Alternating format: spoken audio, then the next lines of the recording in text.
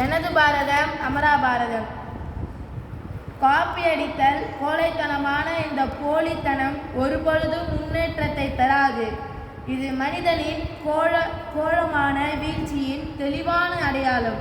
ஆம், ஒருவன் தன்னையே வெறுக்கத் தொடங்கிவிட்டனால் அவனுக்கு இறுதி மணி அடித்துவிட்டது என்று அர்த்தம். எனவே உங்களிடம் நம்பிக்கை கொள்ளுங்கள். உங்களால் முன்னேற முடியும் என்ற நம்பிக்கை வையுங்கள். அதற்கு பதிலாக பெருமைப்படுங்கள்.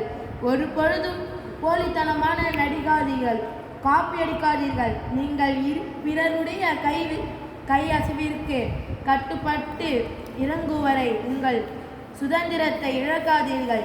ஆன்மீக விஷயத்தில் கூட மற்றவர்களின் கட்டளைகளை பணிந்து நீங்கள் செய்யும் வரை சிறிது சிறிதாக உங்கள் சிந்தனை திறனை இழந்துவிடுங்கள்.